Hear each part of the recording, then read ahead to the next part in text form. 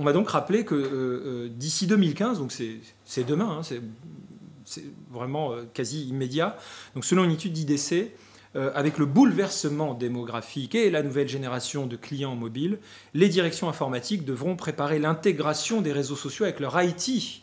On avait déjà mis le doigt, cher Patrick Barabé, qui est donc un contributeur émérite de TechTalk. Merci Patrick de revenir. Merci Fred de m'avoir invité. En compagnie donc de notre chroniqueur IBMer Vincent Marc. Certains de nos amis internautes le connaissent forcément déjà. Lui aussi devient un intervenant régulier. Donc nous avons déjà abordé sur nos plateaux l'importance des réseaux sociaux. On a même parlé du social CRM, de cette complexité grandissante. Le tout rentrant dans le scope de la data, de l'analyse de la data, et ce qu'on peut faire pour développer le business. Maintenant, ce qu'il faudrait arriver à comprendre, c'est comment, du point de vue d'un CTO, l'exploitation des réseaux sociaux pourra-t-elle devenir un vecteur pour accélérer le business. Et moi, ce que j'aimerais comprendre, c'est comment est-ce qu'un CTO peut faire rentrer les réseaux sociaux dans son scope. Mais je pense que le problème ne se pose même pas en comment il peut le faire rentrer dans son scope, il est déjà dans son scope. Le CTO qui n'a pas compris que les réseaux sociaux étaient déjà dans son scope... Je veux dire sous son contrôle, quoi. C'est là quand même que ça devient difficile. Sous son contrôle, c'est un peu plus difficile. Voilà. Sous son contrôle, c'est un peu plus difficile. Je veux dire en termes de management d'une certaine cohérence quand même. Oui. Voilà. En fait, sous son contrôle, c'est plus difficile parce que les réseaux et médias sociaux sont avant tout des structures qui sont complètement externes à l'entreprise. Et par réseaux et médias sociaux, j'entends pas seulement Facebook ou Twitter, oui. J'entends également les réseaux sociaux professionnels comme LinkedIn, Viadeo ou Xing, qui sont des médias à part entière et qui sont producteurs d'un contenu enrichi et que les métiers dans l'entreprise consulte assez régulièrement. Voilà. Alors comment on va faire pour réintégrer ça dans une logique cohérente de gouvernance du système d'information ? Alors déjà, il faut que l'entreprise, je pense que un gros sponsor de l'entreprise, idéalement la direction générale ou la direction de la com, prenne conscience de l'existence même de ces médias. Et ensuite, établisse une charte de bonne conduite pour l'usage de ces médias. Ou pas forcément contractuelle, un peu comme une charte informatique, mais au moins un guide, une indication aux différents collaborateurs en leur disant voilà, si vous utilisez LinkedIn, Viadeo, Xing, Facebook, machin, ça, des choses publiques et que vos profils sont publics, essayez de communiquer de cette façon-là parce que vous êtes également un vecteur de représentation de l'entreprise à l'extérieur. Donc il faut vraiment apprendre aux collaborateurs, aux gens en entreprise à bien se comporter. Quelles sont les bonnes pratiques sur les réseaux médias sociaux ? Il y a 7 ans, avec un contributeur qu'on connaît ici un petit peu, qui s'appelle Eric Hirschkorn, on avait écrit un livre blanc qui s'appelait Business Social Networking. On en ressort une version 2 des années après, en septembre, sur comment utiliser les réseaux médias sociaux professionnels à titre en interne dans l'entreprise et comment se les approprier, les utiliser au mieux. On s'est aperçu qu'entre 5 et 6 ans, il y avait eu assez peu d'évolution de la part des entreprises, alors qu'on avait déjà alerté à l'époque. Donc il y a un vrai besoin, et là on a fait une expérience récente où on a essayé d'agréger des DSI de différentes sociétés. Les DSI sont extrêmement réactifs sur le sujet. On les a demandé pas en amis, puisque ce n'est pas le terme, mais en contact. On a un taux de réponse qui est absolument colossal. Donc il y a une vraie prise de conscience des sachants, parce que ce sont des sachants les DSI, du besoin et de la nécessité d'être présents et de façon professionnelle sur ces médias-là. Ce n'est pas encore le cas de tous les collaborateurs, surtout dans les entreprises extrêmement larges et très pyramidales. Mais ça va arriver. Et le CTO a vraiment une vocation à expliquer à la direction générale quel est le poids de ces réseaux sociaux au sein de l'infrastructure de l'entreprise. C'est-à-dire à quoi ça correspond en bande passante, à quoi ça correspond en usage quotidien. Non, un gars qui est sur LinkedIn ne va pas faire du Candy Crush Saga toute la journée parce que ça n'existe pas. Mais par contre, ça serait bien que les présentations pertinentes qu'il fait, qui peuvent être rendues publiques, il les mette sur SideShare, qui ensuite va sur LinkedIn parce que c'est un prolongement du SI de l'entreprise. Voilà, donc il faut vraiment avoir cette démarche-là. Comment rationaliser cette démarche ? Comment s'y prendre pour exprimer de façon adéquate le besoin? Parce que, dit comme ça, c'est si bien frappé au coin du bon sens, Patrick, qu'on se dit, voilà, effectivement, avec un bon sponsor dans l'entreprise et une bonne culture de l'adoption et un bon taux d'engagement des collaborateurs, sachant que les réseaux sociaux sont naturellement pertinents aux yeux de tous, on devrait convaincre. Mais comment intégrer ça dans une vision cohérente du système d'information? Et donc, pour commencer, comment s'y prendre pour exprimer le bon besoin qui prenne en compte ces tendances? Comme on le disait, en fait, la partie des réseaux sociaux est extrêmement structurante dans la communication d'une entreprise parce que autant on peut faire une très bonne communication et l'entreprise peut avoir une image sur la toile très, très favorable, mais à contrario, enfin, une mauvaise communication se répand très très vite et ça peut détruire complètement en fait, l'image l'image de marque d'une société, sur la toile. Donc en effet, cette charte est très structurante. Juste pour revenir sur un petit point sur le rôle du CTO, c'est vrai qu'aujourd'hui, dans les organisations des entreprises, généralement, il y a un directeur de l'innovation qui a la partie des réseaux sociaux, qui est en dehors de la direction informatique. Et à côté de ça, vous avez la direction informatique. Donc, de ce que je vois moi, sur le marché chez les clients, c'est que la partie réseaux sociaux échappe un peu à la direction informatique et au CTO. Elle est plutôt en fait, dans la direction des innovations, puisqu'elle est très orientée business. C'est-à-dire qu'on va collecter des informations sur les réseaux sociaux pour la transformer en fait, en offre demain. Comment connecter toutes ces sources d'informations entre elles pour les récupérer? Est-ce que vous avez eu vent d'initiatives potentiellement exemplaires en la matière? Quelles sont les entreprises qui ont finalement réussi à aboutir à la transformation digitale au point d'avoir cette cohérence et cette interconnexion fabuleuse entre les SI qui fait rêver tout le monde? En fait, il y a beaucoup d'entreprises nord-américaines qui sont en avance sur le sujet. Je ne vais même pas en citer, mais il suffit de taper un sigle. Alors, pas le sigle, mais vraiment le développement du sigle, qui est CDO. Alors, CDO, on en a beaucoup parlé jusqu'à présent, c'est le Chief Data Officer. Mais il y a un autre CDO qui est très structurant dans la matière, c'est le Chief Digital Officer. Le Chief Digital Officer, ça peut être parfois un CTO à l'origine, qui, prenant conscience de ça, a demandé à monter un petit peu plus près du CODIR et a dit, voilà, tout ce qui est digital mérite un traitement particulier. C'est de l'infrastructure, c'est des usages et ça mérite un traitement particulier. Et donc, on a créé cette notion de responsable du digital. On peut très difficilement avoir un Chief Digital Officer dans une structure de 200-300 personnes. On pourrait pourtant penser que dans une plus petite structure, on peut plus facilement atteindre la cohérence? Oui, mais en même temps, comme il y a moins de métiers, il y a moins d'équipes très verticales, c'est difficile de trouver les moyens de rémunérer, d'avoir du budget pour une personne qui va agréger tout ça. C'est un problème budgétaire, en fait. Et le CTO, c'est quelqu'un qui se retrouve aussi face à d'autres problématiques par rapport aux réseaux sociaux. C'est sur la partie infrastructure, c'est l'apport d'outils externes, parce que qui dit réseaux et médias sociaux dit souvent bridage ou bride de ces outils dans l'entreprise. C'est-à-dire qu'on n'a pas forcément accès à Facebook, on n'a pas forcément accès à LinkedIn quand on est dans l'entreprise, parce que Internet est bridé. Maintenant, avec un smartphone, c'est réglé. L'utilisateur, le collaborateur accède à tout ça depuis son smartphone, pendant qu'il travaille. Et personne ne pourra le lui reprocher, parce qu'en même temps, il fait d'autres métiers. Donc ça, c'est le Bring Your Own Device, le fameux BIOD qui arrive dans l'entreprise. Et là, il n'est même pas connecté au SI, il est juste présent physiquement dans l'entreprise. Donc il y a une espèce de télescopage entre les usages au niveau du collaborateur. Le collaborateur fait du média externe sur son outil, donc du BIOD, sans être connecté au réseau de l'entreprise. Et sur le réseau de l'entreprise, il fait autre chose. Moi, je suis directeur financier. J'ai un ami directeur financier dans une autre boîte, parce que je l'ai rencontré au travers des réseaux sociaux. Il est en contact avec moi. Je sais, parce que j'ai vu passer dans mon fil social qu'il a un projet. Je le contacte, j'en parle à mon responsable commercial et je les mets en relation. Ce qui m'amène d'ailleurs à vous poser une question connectée aux réseaux sociaux. Est-ce que le crowdsourcing, c'est notamment porteur d'un nouveau modèle et de nouvelles niches de croissance pour les entreprises? Est-ce que c'est un effet de mode ou est-ce qu'on peut transformer durablement ce type de modèle en bénéfice du plus grand nombre, notamment sur le support, la R&D, etc.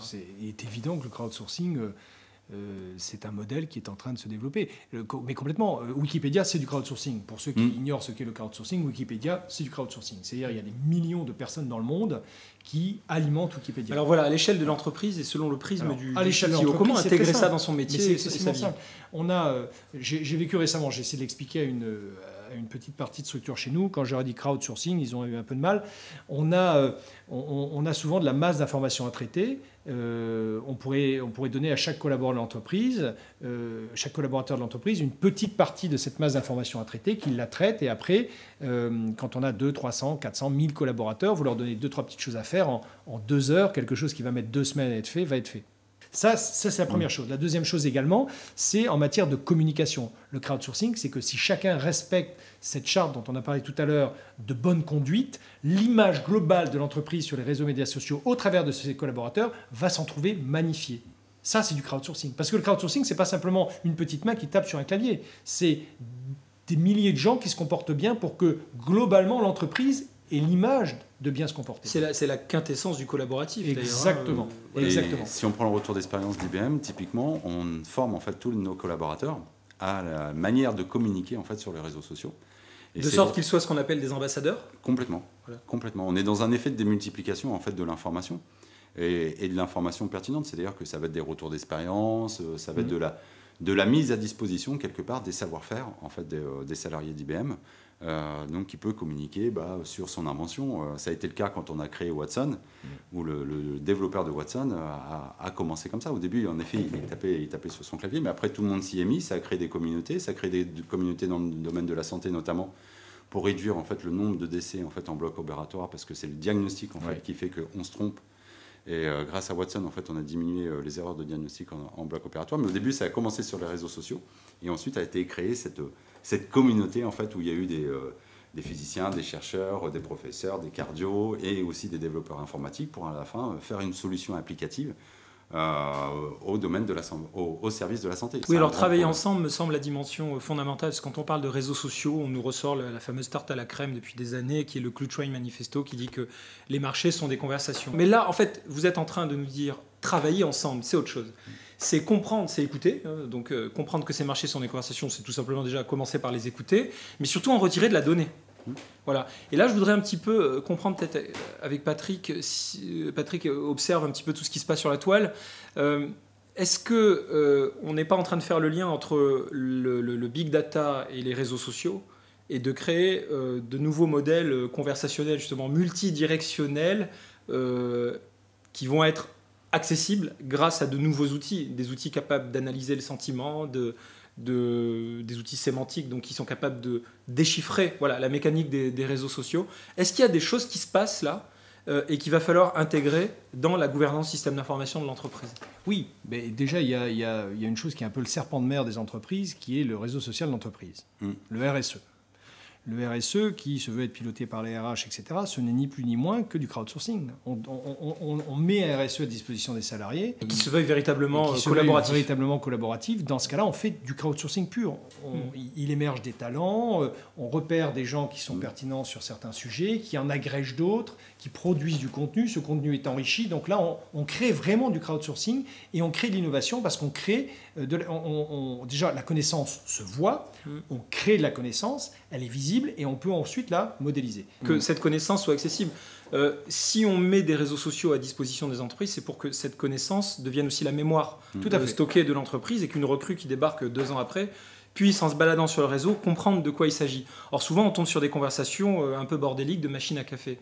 Est-ce que c'est pas là aussi une des frontières d'efficience pour le CTO que de découvrir les bons outils qui permettent de capitaliser sur cette connaissance informelle? Alors, on peut avoir des bonnes surprises. Il y a un grand éditeur de solutions cloud qui a mis en place dans une très grande entreprise internationale ces solutions de messagerie, blabla, etc., et notamment de vidéo.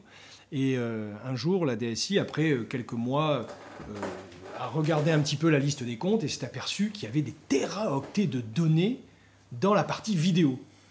Affolement de la DSI qui s'est dit « Mon Dieu, il y a des gars qui stockent des films ». Donc, qu'est-ce que c'est que ça? C'est un méga upload bis, on va vite regarder.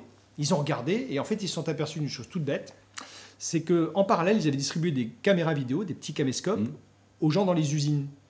Et les gens dans les usines, à chaque fois qu'ils faisaient qu'ils avaient une bonne pratique, un bon usage, ils se filmaient, ils expliquaient comment ça fonctionnait, ils le mettaient en ligne. Et c'était vu par d'autres gars dans d'autres usines qui se sont dit « C'est génial, nous on a d'autres bonnes pratiques sur d'autres outils ». Et en fait, il s'est créé un espèce d'énorme manuel de la façon d'utiliser certains types de machines-outils dans cette entreprise, et ça a donné des téraoctets de données.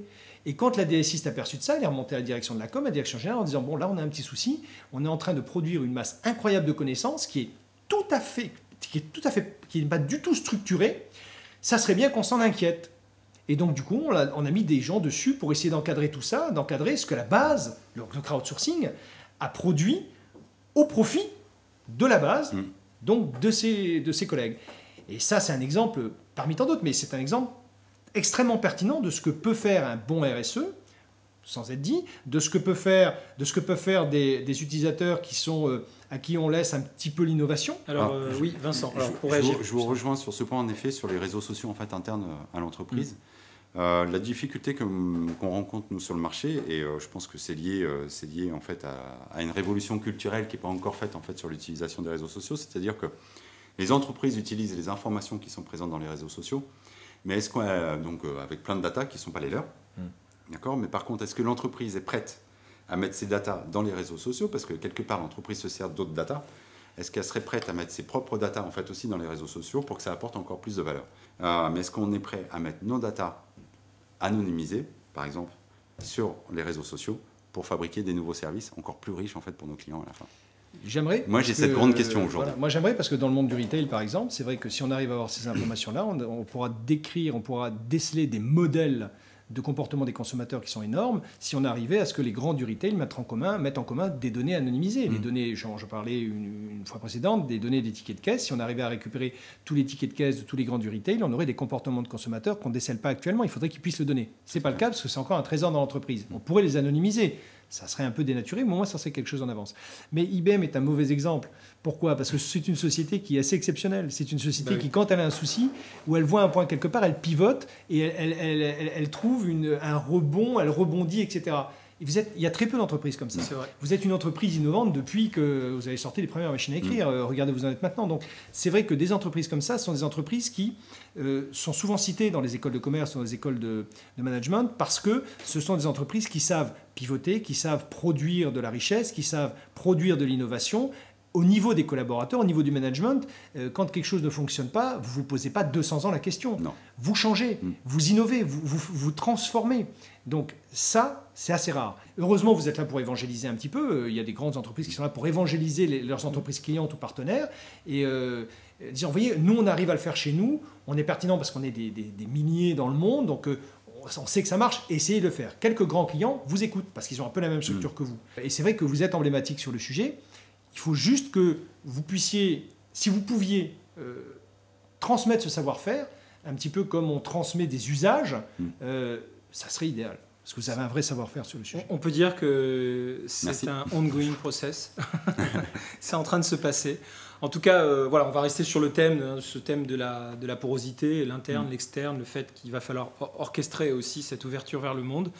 En tout cas, on a là un bon motif d'approfondissement, je pense, pour un petit peu creuser sur ce thème-là lors des prochains épisodes. Prochains épisodes, qui, je l'espère, nous seront proposés par nos amis internautes, experts qui nous écoutent. N'hésitez pas à poser des questions, même très pointues, et nous, on essaiera d'inviter vos pairs pour qu'ils vous donnent leur retour d'expérience. C'est comme ça qu'on progresse tous ensemble. À bientôt. Merci beaucoup. Merci.